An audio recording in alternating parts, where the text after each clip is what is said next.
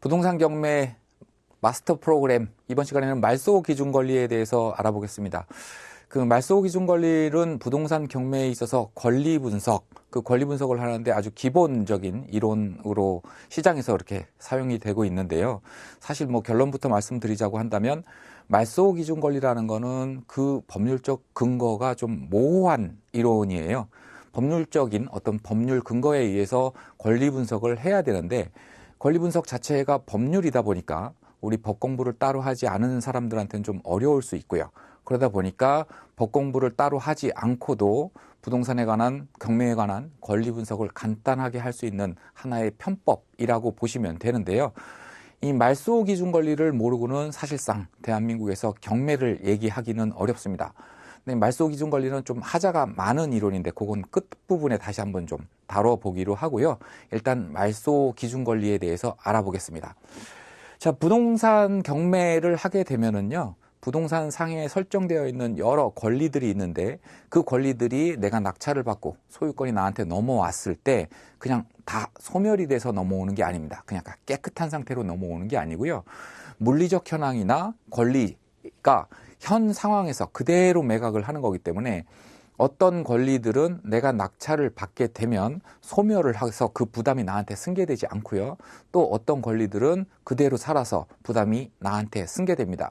그러니까 결국에는 승계되는 부담이 있는 걸 모르고 낙찰을 받게 되면 낙찰 대금을 다 내고 소유권을 취득한다고 하더라도 그 부동산의 어떤 온전한 사용 가치, 교환 가치를 얻지 못하는 경우가 발생할 수 있기 때문에 그래서 경매로 손해봤다라는 얘기가 나올 수 있는 겁니다. 결국에는 권리 분석을 잘 해야 성공 투자로 이어질 수 있다라는 겁니다. 그중에서 말소 기준 권리가 가장 기본이라고 얘기를 하는데요. 말소 기준 권리는 아주 간단한 방법으로 그 등기부 등본상에 설정되어 있는 권리 중에 내가 낙찰받게 되면 어떤 것들은 인수가 되고 어떤 것들은 소멸이 되고 이거를 판단할 수 있는 이론이다. 이렇게 보시면 됩니다.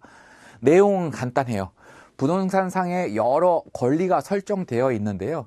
그 권리들 중에서 말소 기준 권리라는 것이 하나가 있답니다. 뭐 기준이니까 하나밖에 없어야 되겠죠. 기준이 여러 개가 있으면 대열이 흔들릴 수 있겠죠. 말소 기준 권리라는 권리가 하나가 있고요. 그 말소 기준 권리를 찾아내면은요. 말소 기준 권리를 포함해서 그 권리보다 더 그러니까 시차적으로 나중에 설정되어 있는 권리는 무조건 다 소멸한다. 그리고 말소 기준 권리보다 먼저 설정되어 있는 권리가 있다라고 한다면 이 권리는 낙찰자한테 그 부담이 그대로 승계된다라는 논리입니다. 그러니까 딱 두 가지 단계예요. 아주 간단합니다. 말소 기준 권리를 찾아내는 거 하나, 그다음에 찾아냈다면 포함, 말소 기준 권리 포함, 이후 다 소멸, 이전은 인수 이렇게 판단하는 거거든요. 그럼 우선 말소 기준 권리를 찾아내는 방법부터 좀 확인을 해보겠습니다. 등기부 등본상에는 여러 가지 권리들이 설정이 될 수가 있죠. 여기 기재되어 있는 뭐 저당, 근저당이나 압류, 가압류 이런 것도 있고 지상권이라든가 환매 특약 등기, 지역권이라든가 여러 권리들이, 물권들이 설정될 수가 있습니다. 그 중에서 저당, 근저당, 압류, 가압류, 담보가 등기, 그 다음에 경매 개시 결정 등기, 전세권. 또 전세권은 전부가 아니라 일부라고 합니다. 어떤 전세권은 또 말소 기준 권리가 될 수 있고 어떤 전세권은 말소 기준 권리가 될 수 없다라고 얘기하는데요. 그럼 어떤 전세권이 말소 기준 권리가 될 수 있느냐? 이 전세권자가 경매 절차에서 적법하게 배당 요구를 했거나 배당 요구는 안 했다고 하더라도 경매 신청을 해서 이 전세권은 경매 신청권이라는 그 권능을 포함하고 있거든요. 내포하고 있거든요. 그 경매 신청권을 행사해서 지금 이 주택, 뭐 건물, 농지가 그 경매가 개시됐다라고 한다면 결국에는 배당 요구를 한 것으로 본다. 이런 겁니다. 경매 신청은 왜 하는 거죠? 상대방한테, 채무자한테 채권자가 받을 돈이 있습니다. 받을 돈이 있는데 임의대로 상환을 해준다고 한다면 뭐 전혀 문제가 되지 않는데 갚아야 되는 날 갚지를 않으니까 결국엔 법원에다가 도움을 요청하는 거죠. 채권자가 이 친구가 나한테 돈을 갚아야 되는데 갚지 않으니까 이 친구의 재산을 경매해서 강제로 매각해서 그 대금으로 내 채권을 만족시켜 주세요 라는 신청이 결국에는 경매 신청이고요. 경매 신청을 했다라는 얘기는 결국에는 돈 달라는 배당 요구의 권능이 포함되어 있는 거기 때문에 사실은 제가 여기 또는 이렇게 표시를 했습니다만 어떻게 보면은 정확한 건 아닙니다. 그냥 배당 요구를 한 전세권 이렇게 보시는 게 맞고요. 배당 요구를 따로 안 했어도 경매 신청을 했다면 그거는 배당 요구를 한 것과 다름없다라는 이렇게 이해하시는 게 좋습니다. 어찌됐든 등기부 등본상에 설정되어 있는 많은 권리들 중에서 저당, 근저당, 압류, 가압류, 담보가등기, 경매, 개시결정 등기, 그 다음에 전세권 중에서 배당 요구를 한 전세권, 요것들이 말소 기준 권리가 된다라고 얘기를 합니다. 자, 근데 등기부 등본상에는 뭐 저당권, 가압류, 담보가등기 이런 것들이 다 들어가 있을 수도 있죠. 전부 다 설정이 되어 있을 수도 있습니다. 또 저당권도 대여섯 개가 설정이 될 수가 있고요. 가압류도 뭐 한 개 이상, 두 개 이상의 가압류가, 압류가 집행될 수도 있습니다. 그러면 그 등기부 등본상에서 말소 기준 권리가 될 수 있는 권리가 굉장히 많을 때는 그것들이 다 말소 기준 권리가 되느냐? 그건 아니겠죠. 아까도 말씀드린 것처럼 기준이라는 거는 하나여야 하고요. 그러면 그렇게 많이 설정되어 있는 말소 기준 권리가 될 수 있는 권리들 중에서 그 하나, 말소 기준 권리가 되는 권리는 뭐냐? 가장 선순위입니다. 선순위로 설정된 권리가 말소 기준 권리가 될 수 있는 권리가 하나밖에 없다라고 한다면 당연히 걔가 말소 기준 권리가 되는 거고요. 말소 기준 권리가 될 수 있는 권리가 여러 개가 설정이 되어 있다고 한다면 그 중에 가장 선순위로 설정이 된 얘네들 중에 하나죠. 걔가 말소 기준 권리가 되는 겁니다. 근데 뭐 여기서 좀 법 공부를 논리적으로 조금이라도 하신 분들은 의문점이 생길 거예요. 저당, 근저당, 압류, 가압류 얘네들이 말소 기준 권리가 될 수 있다라고 얘기를 하는데 그럼 얘네들 외에 다른 것들은 왜 말소 기준 권리가 될 수 없는지에 대한 의문이 생길 수도 있고요. 그러면 얘네들만 되고 다른 애들은 될 수 없다라는 규정은 도대체 어느 법에 규정되어 있는 건지 이것도 궁금할 수 있겠죠. 그러나 다시 한번 말씀드리면요. 말소 기준 권리 이론이라는 것은 편법입니다. 어떤 법리적 논리에 의해서 법률적 근거에 의해서 무수히 많은 경매 사건에 대한 권리 분석을 하다 보니까 일정한 규칙, 공통점, 뭐 루틴이라고 해야 돼, 패턴이라고 해야 되나요? 이런 것들이 발견이 됐고요. 그런 것들을 정리한 이론이 이 이론이고요. 그러다 보니까 100% 다 맞아 들어가지도 않습니다. 한번 볼게요. 사례를 한번 보면 조금 더 쉬워질 수 있습니다.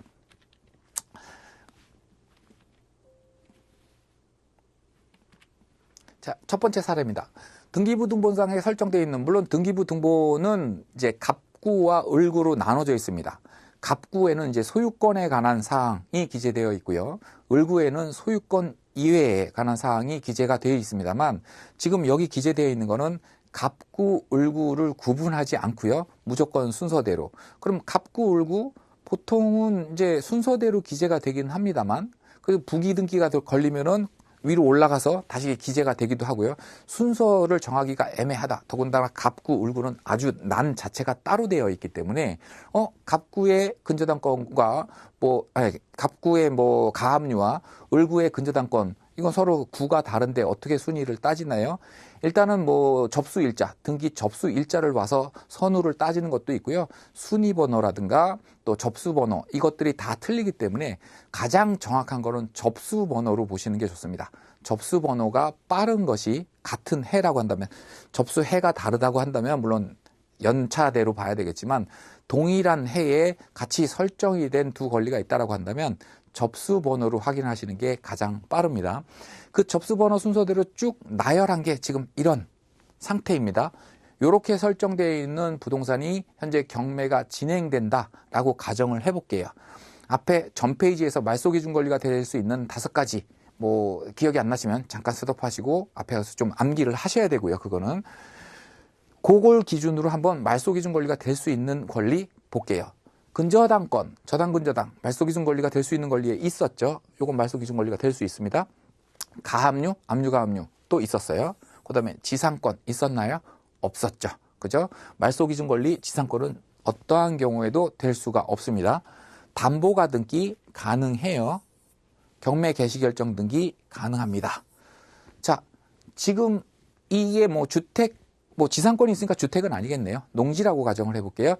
토지를 매각하는 사건에서 이렇게 등기부등본상에 있는 권리를 순서대로 나열을 했더니 요런데요.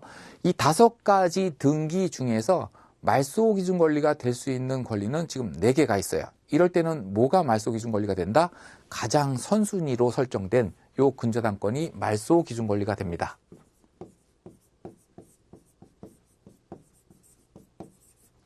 자, 말소 기준 권리 찾았네요. 딱 2단계라고 그랬죠. 찾는 거 하나, 그 다음에 인수소멸 판단하는 거 하나. 일단 찾았습니다. 이제 인수소멸 판단해 봐야 되는데요. 말소 기준 권리 본인을 포함해서요. 이후 권리들은 다 소멸됩니다. 뭐 자동으로 소멸되는 건 물론 아닙니다.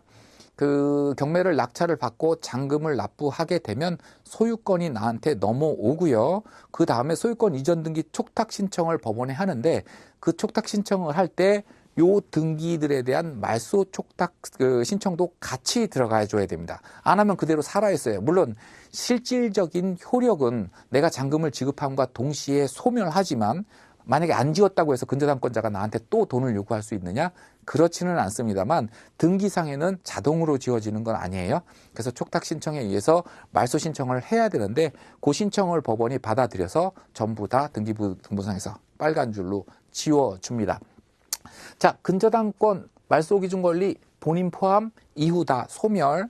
말소 기준 권리보다 선순위로 설정된 권리들은 낙찰자한테 인수가 되는데 지금 말소 기준 권리는 근저당권보다 선순위로 설정된 권리가 이 사건에서는 있나요?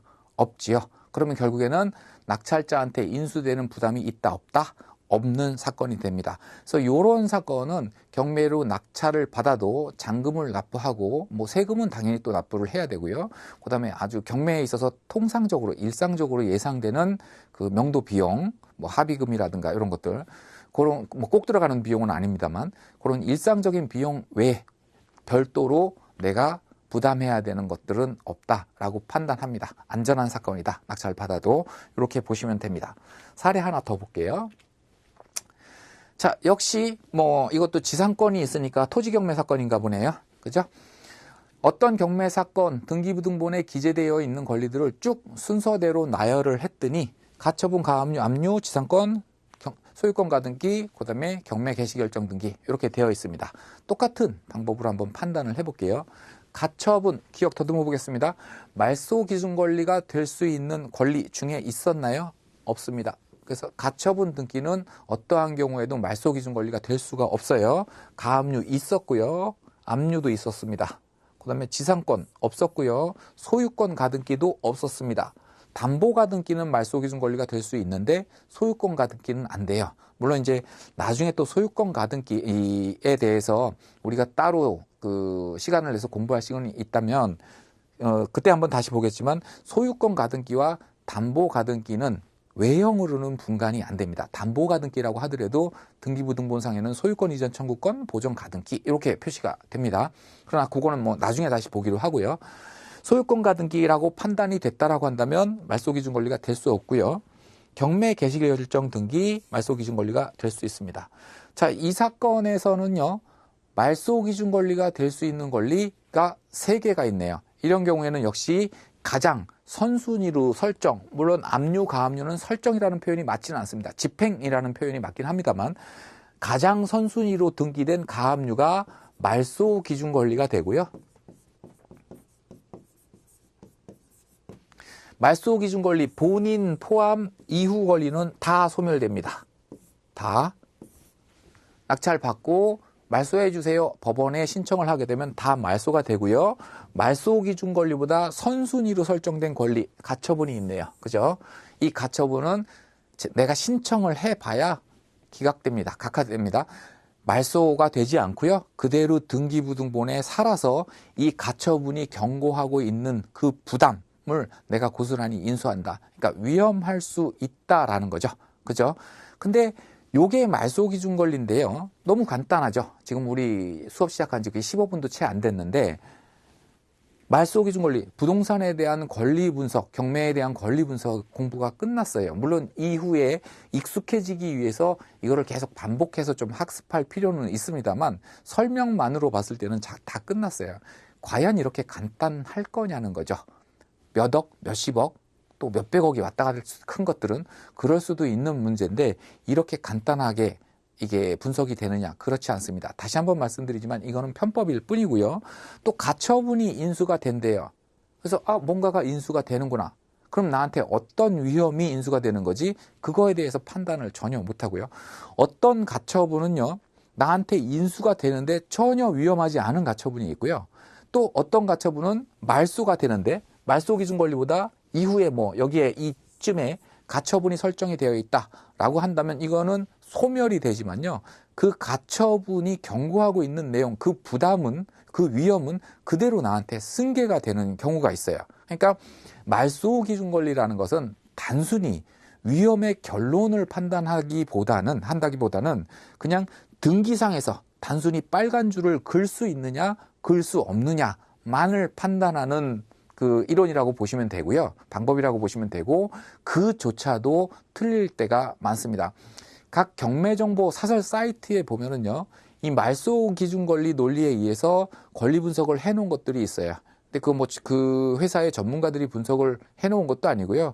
컴퓨터 프로그램 되게 간단하잖아요. 지금 설명드린 게 컴퓨터 프로그램에 의해서 기재가 되어 있는 거기 때문에 틀리는 경우가 굉장히 많습니다. 그러니까 그거는 혹시 보시게 된다고 한다면 참고 자료로만 활용을 하시고요. 절대적으로 신뢰하시면 안 됩니다. 자, 오늘 말소 기준 권리 봤어요. 그럼 말소 기준 권리를 설명해 놓고 위험하다, 100% 신뢰하는 건 안 된다라고 제가 말씀을 드리고 있는데 그렇다고 한다면 도대체 어떤 방법으로 부동산에 대한 권리 분석, 경매에 대한 권리 분석을 해야 되는 게 맞느냐? 그거는 조금 안타까운 얘기지만 우리가 법 공부를 좀 따로 하실 필요가 있습니다. 민법 물론 가장 중요하고요. 관련된 가등기를 보려면 가등기 담보 등에 관한 법률 이런 것도 좀 봐야 되고요. 그다음에 절차에 관한 민사 집행법도 좀 봐야 되고요. 권리 분석을 하려면 정확하게 하려면 그런 것들을 좀 다 봐야 되는데 말소 기준 권리 그걸 이제 볼 의지가 없는 사람들, 생각이 없는 사람들을 위해서 만들어낸 편법이다. 그러나 이것만으로도 거의 90% 이상은 맞아 들어간다. 이렇게 정리가 가능하겠습니다. 자, 말소 기준 권리 봤습니다. 수고하셨습니다.